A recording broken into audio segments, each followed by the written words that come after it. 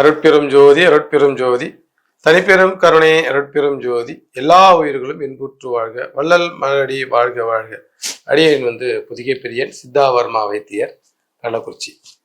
இந்த காணொலி சித்த மருத்துவத்தையும் சித்த மரபையும் ஏற்றுக்கொண்டவர்களுக்கான ஒரு காணொலி, மாறாக அனைவருக்குமான வீடியோ அல்ல என்பதை இதன் வழி அடியை தெரிவித்துக் கொள்கிறேன். கிட்னி உடம்புல இருக்கிற ஒரு மிகப்பெரிய ஒரு அற்புதமான கழிவு நீக்கி உறுப்பு. இந்த கிட்னி பார்த்தீங்கன்னாக்கா இதில் இருக்கிற நெப்ரான்ஸ் எல்லாம் ஃபில்டர்ஸ், இந்த ஃபில்டர் மாதிரி வடிகட்டி அதுதான் நம்முடைய யூரியாவை வெளியே தள்ளுறது, கிரியேட்டினை வெளியே தள்ளுறது, யூரிக் ஆசிடை வெளியே தள்ளுறது. இதெல்லாம் வெளியே தள்ளாமல் இது சுருங்கிக்கிச்சுனாக்கா உள்ள எல்லாம் தங்கிக்கும். இதுதான் கிட்னி ஃபெயிலியருங்கிறாங்க. நம்ம ஏற்கனவே நம்ம சேனலில் கிட்னி ஃபெயிலியர் இருக்க ரொம்ப அற்புதமான மருந்துலாம் போடுவோம். இந்த காணொலியிலேருந்து கிட்னியில் கிட்னி ஸ்டோன் நிறைய பேர்த்துக்கு, யாரெல்லாம் அதிகமாக தண்ணி குடிக்காதவங்க, உடல் வெப்பம் அதிகமாக இருக்கிறவங்க, வாரத்தில் 2 நாள் எண்ணெய் தேய்ச்சி குளிக்காதவங்க, மன சம்பந்தமான சூடு உள்ளவங்க, இவங்களுக்கு எல்லாத்துமே இந்த கிட்னி கல்லை இப்போ பரவலாக நிறைய பேர்த்துக்கு 100 பேர்த்துக்கு மேலே இந்த கிட்னி கல் இருப்பதை நம்ம பார்க்க முடியுது. இந்த கிட்னி கல் என்ன பண்ணால் பயங்கரமாக வலிக்கும். இரவுல பார்த்தீங்கன்னா பயங்கரமாக வலிக்கும்.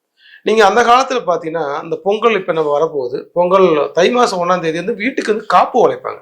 என்ன காப்புனாக்க சிரிப்பி இலை என்று சொல்லக்கூடிய சிறுகன் இலை, பூலாப்பூன்னு சொல்லுவாங்க கிராமங்களில். வெள்ளை கலர் பூ, வேப்பம் இலை, அடுத்தது ஆவாரம் பூ, இது 3ஐயும் ஒன்றா சேர்த்து தான் வீட்டுக்கு காப்பு. காப்பு என்பது பாதுகாப்பு. எதுக்கு பாதுகாப்பு? உடலுக்கு. ஏன்னா தை மாசத்துக்கு மேலே வெப்பம் அதிகமாகக்கூடிய ஒரு சூழல், தமிழகத்துக்குள்ள சூழல். இப்போ வெப்பம் அதிகமானா என்ன ஆகுனாக்க கிட்னி கல் உருவாகும், நீர் தேவை அதிகமாகும். நீர் அதிகமாக குடிக்காத போது என்ன பண்ணும், அந்த தண்ணியில் இருக்கிற அந்த உப்பு எல்லாமே கல் மாதிரி ஸ்டோனாக ஃபார்ம் ஆகிடும். அப்போ அது பெரும்பாலும் இரவுல தான் வலிக்கும். அப்போ இரவுல வலிக்கும் போது என்ன ஆகும்னாக்க அந்த நேரத்தில் நம்ம வெளியே எந்த மருந்தும் தேட முடியாது கிராமங்களில். அப்போ அந்த கிராம கூரையில் போயிட்டு தான் அந்த சொறி இருப்பாங்க. இந்த சிறுகன் இலை, வேப்ப இலை, ஆவாரம்பூ, இது 3 சொறி இருப்பாங்க. அப்போ அந்த சிறுகன் இலை அந்த சிறுகன் பிள்ளை என்று சொல்லக்கூடிய அந்த பூலாப்பூ அது உருவி அப்படியே கஷாயம் வச்சு குடிக்கும் போது அந்த கல் வலி சரியாகும். இதுக்காகத்தான் காப்பு உழைக்கிறதுன்னு சொல்லுவ ஒரு பழக்கத்தை மருத்துவ ரீதியான ஒரு பழக்கத்தை தான் தமிழர்கள் பொங்கல்ல இதை நமக்கு வலியுறுத்தினாங்க. அப்ப அது நமக்கு வலிய ஒரு காலத்துல நிறுத்துது. இப்பெல்லாம் பாத்தீங்கன்னா 8 mm 10 mm 15 mm பயங்கரமா கல்லெல்லாம் அதிகமா போகுது.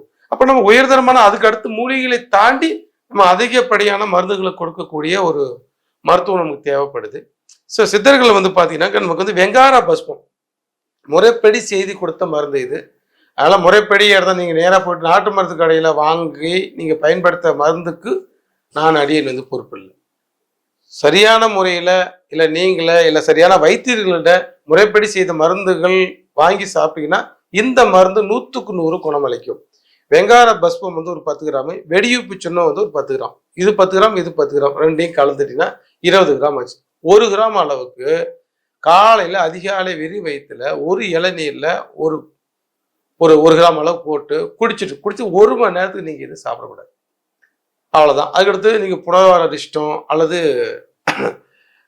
சிறுநெறிஞ்சில் குடிநீர், இந்த மாதிரியான மருந்துகள், அதாவது கல் கரைச்சி மாத்திரை, இந்த மாதிரியான மருந்துகள், கொஞ்சம் கிட்னியை குளிர்ச்சிப்படுத்தக்கூடிய மாதுளைப்பழ ஜூஸு, திராட்சை பழ ஜூஸு, இந்த மாதிரி தண்ணி நிறையா குடிக்கிறது, இதை மட்டும் நீங்கள் 21 நாள் செஞ்சா யூரின் நிறையா போகும். வெங்காரம் சேர்த்துக்கிறதுனால யூரின் அடிக்கடி நிறையா போகும். பயப்பட வேண்டியதில்லை. நீங்கள் நிறைய தண்ணி குடிச்சிக்கிட்டே இருக்கலாம். முடிஞ்ச வரைக்கும் நீங்கள் சிறுநெறிஞ்சல் கஷாயம், நீர்மூழ்கி கஷாயம் போட்டு அடிக்கடி ஒரு மணி நேரத்துக்கு 1 மணி நேரத்துக்கு 1 டம்ளர் நீங்கள் குடிச்சிங்கன்னா எவ்வளோ எம்எம் கல்லாக இருந்தாலும் கரைஞ்சி வந்துடும். ஆனால் கல் வெளியே வர அன்னைக்கு உங்களுடைய ஆணுறுப்பு அது அந்த பெரிய ஸ்டோனாக இருந்தால் வெளியே வரும்போது பயங்கரமாக வலிக்கும். சில பேர் ரத்தம் கூட வரலாம். அதனால் நீங்கள் பயப்பட வேண்டியதில்லை. ஏன்னா அந்த கல் பெரிய தண்ணி வர வேண்டிய இடத்துல கல்லாக வந்துச்சுன்னா அப்போ அவ்வளோ ஸ்பேஸ் இருக்காது அந்த இதில், அப்போ வலிக்கும். சில கல் உடஞ்சி சின்ன சின்ன கல்லாக வருவதை நீங்கள் பார்க்கணும். 21 நாள் சாப்பிட்டுட்டு நிறுத்திடணும். கூட ஒரு சத்து லேகியங்கள் நீங்கள் தெம்பு, ஏன்னா நிறைய தண்ணி போகும்போது ரொம்ப டயர்டாக ஃபீல் பண்ணுவீங்க, ரொம்ப லோவாக ஃபீல் பண்ணுவீங்க. அதெல்லாம் நிறைய தண்ணி நிறைய யூரின் போயிட்டே இருக்கும் நிறைய டைம். அதனால நம்ம காலைல குடிச்சு ஈவினிங்லாம் முடிச்சுக்கணும். நம்ம இப்போ இது போல் 21 நாளைக்கு தான் நம்ம சாப்பிட்றோம். அப்போ மீதி நாள்லாம் நீங்கள் விட்டுடணும். ஒரு மாதத்துல 21 நாள் தான், கரையில்னா அடுத்த ஒரு 21 நாள் ஸ்கேன் பண்ணி பார்த்துக்கங்க. ரெகுலராக சத்துக்கான, ஏன்னா சத்துக்கான ஒரு லேகியத்தை நீங்கள் எடுத்துக்கணும். மாதுளை பழ ஜூஸ் நீங்கள் ரெகுலராக எடுத்துக்கலாம். இல்லை மாதுளை மணப்பாக்கு டானிக் நீங்கள் எல்லாமே முறைப்படி செய்த மருந்துகளாக இருந்தால் 100% குணமளிக்கும். நான் அங்கே வாங்கி சாப்பிட்டேன் சார், அந்த கம்பெனி சாப்பிட்றேன், அந்த கம்பெனி சாப்பிட்றேன், எந்த மருந்து கம்பெனிக்கும் நான் வந்து பொறுப்பு இல்லை. அது குணமளிக்குமா? அளிக்கலாம், அளிக்காமல் இருக்கலாம். ஆனால் அது எந்த முறை செய்முறையும் எனக்கு தெரியாது. நான் சொல்றபடி இந்த முறைப்படி செய்த வெங்கார பசுப்பு வெடிப்பு சொன்னதையும் நீங்கள் கலந்து இந்த மாதிரி சாப்பிட்டுட்டு வந்தீங்க அப்படின்னாக்கா நிச்சயமாக எந்த 15 mm வரைக்கும் நாங்கள் தான் வந்து கல்லை கரைச்சிக்கிறோம். இங்கே பேஷண்ட்டுக்கெல்லாம் நிறைய கரைச்சிக்கிறாங்க. ஸோ வலி என்பது உயிரே போகும். கிட்னி கல் என்பது பயங்கரமா எழுது வடது 2 பக்கமும் போகும். அதனால வந்து தண்ணி நீ வந்து நிறைய குடிங்க. 6 mmக்குள்ள இருந்ததுன்னா தண்ணி நிறைய குடிச்சாவே கல்லு காணப்படும். ஒரு நாளைக்கு 4 லிட்டர் குறைவில்லாம தண்ணி குடிச்சிட்டு வந்தீங்கன்னாக்க கிட்னி கல் ஃபார்ம் ஆகாது. ஏன்னா நிறைய பேர்த்துக்கு ஃபார்ம் ஆகுது.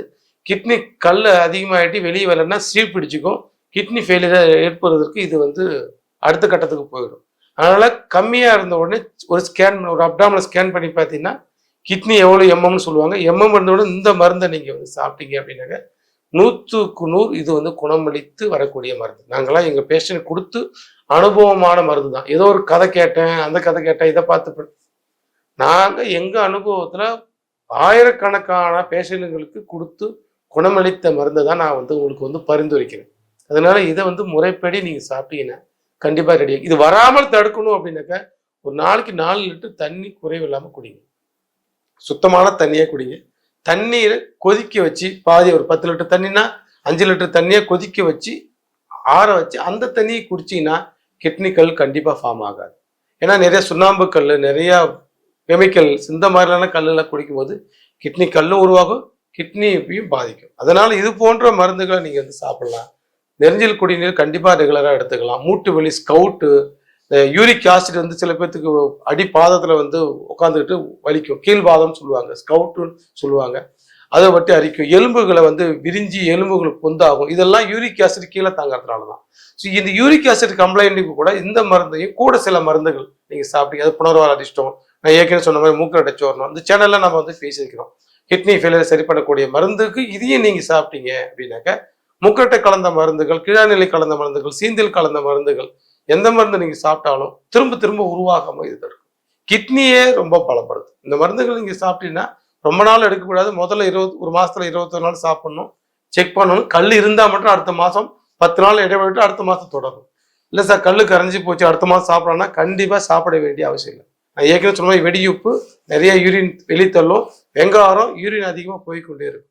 அதனால அளவாக தான் சாப்பிடணும், அதிகமாக சாப்பிடக்கூடாது. வயிற்றுநோயை துணை கொண்டு சாப்பிட்டீங்க அப்படின்னாக்கா உங்களுக்கு வந்து நல்லது. ஏன்னா என்னதான் மருந்துகள் நீங்கள் இருந்தாலும் அதோட சாதக பாதகங்களை நீங்கள் வந்து தெரிஞ்சுக்கணும் அப்படின்னாக்கா பாரம்பரியமான முறைப்படி வைத்தியம் செய்கின்ற வைத்தியம் தெரிஞ்ச மருந்துகளை துணை கொண்டு சாப்பிட்றதாக உங்களுக்கு சித்த மருந்துகள்லாம் வந்து பலனடிக்கும். நீங்கள் வாழும் இல்லாமல் தலை இல்லாமல் மேப்புள்ள மேஞ்ச மாதிரி ஏதோ நான் அங்கே பார்த்தேன், இங்கே பார்த்தேன், அந்த வீடியோ பார்த்தேன், அந்த வீடியோ பார்த்தேன், ஏதாவது சாப்பிட்டுட்டு அது குணம் அளிக்கலை அப்படின்னு பிறகு சித்த மருத்துவம் வேஸ்ட்டு, சித்த மருத்துவங்கள் ஒன்றும் பெருசாக குணமளிக்கல அப்படின்னு மருத்துவத்தை குறை சொல்லக்கூடாது. என்னைக்கும் பத்தியத்தை மறக்கக்கூடாது. சத்தியத்தை மறந்தாலும் பத்தியை மறக்காம பத்தியத்தோடு ஒழுக்கத்தோடு நீங்க சாப்பிட்டீங்கன்னாக்க 100க்கு 100 குணமளிக்கும். ஆனால் ஒரு வைத்தியர்களுடைய சித்த மருத்துவருடைய மேற்பார்வையில் நீங்க இந்த மருந்தை சாப்பிட்டீங்க அப்படின்னாக்க உங்களுக்கு குணம் கிடைப்பது அரிது. வலியிலிருந்து தப்பித்து நீங்கள் ஆரோக்கியமாக வாழலாம். நன்றி, வணக்கம். அருட்பெரும் ஜோதி, அருட்பெரும் ஜோதி, தனிப்பெரும் கருணையை அருட்பெரும் ஜோதி.